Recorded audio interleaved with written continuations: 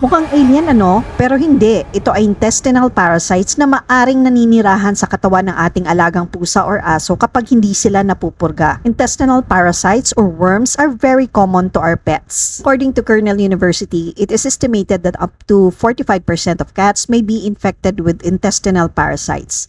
The most common intestinal parasites that infect our cats are roundworms, hookworms, tapeworms, coccidia, and giardia. How do cats get intestinal parasites?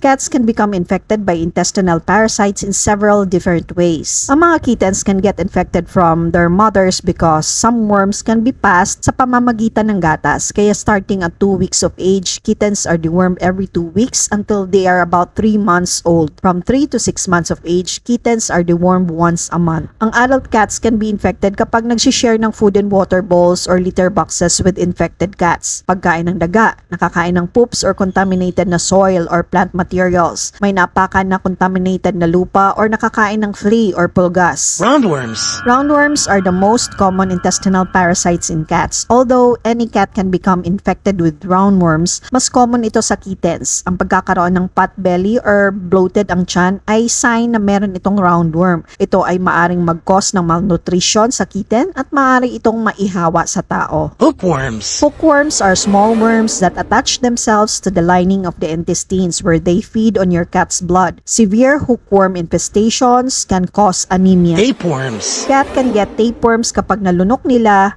ang infected flea kapag nag-groom sila o di kaya'y nakuha nila kapag nakakain ng daga or small animals na infected.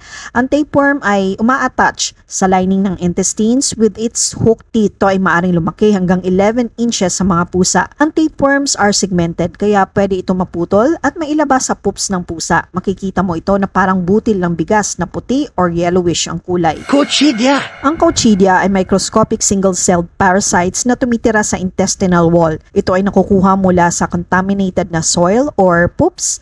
Nagkukos ito ng severe diarrhea na pwedeng life-threatening sa maliliit na kittens. Giardia. Ang giardia are tiny single-celled protozoan parasites na tumitira sa intestines ng ating mga pusa at nagkukos ng diarrhea. Pwedeng makuha ng pets natin ito mula sa poops ng infected na pusa at maaring nakaka-infect ito ng tao. To treat our cats from these parasites, mahalaga ang pagpurga sa kanila regularly. Kung kaya naman, pwede niyong dalhin sa vet para ma-check kung anong klaseng parasites ang meron sa cat nyo at ma-prescribe ng appropriate na medications. For home remedy, maraming mga dewormer ang available in the market. Iba-iba ang prices at iba-iba din ang efficacy. Kaya when buying your dewormer, basahin niyo ang product description para malaman yung proper usage at kung anong klaseng parasites ito ginagamit. I've tried different dewormer for my cats. Every 3 months ko sila dinideworm. Yung recent kong ginagamit is yung sa Puenta Fenbendazole tablets, which is chewable medicine na pwede for both cats and dogs. Iba't ibang klase ang parasites na target nito. If you're interested to learn more about this product, may ginawa po akong mga video previously. Please do check it out. Guys, palala lang po, kung hindi ka sigurado or may mga katanungan kayo, much better kung ipavet nyo na lang ang pet nyo para panatag ang loob nyo. And ugaliin pong magbasa kahit nakaka-board minsan ang instructions or product information so you know exactly what to do. I hope this video helps. Thanks for watching and see you in the next video.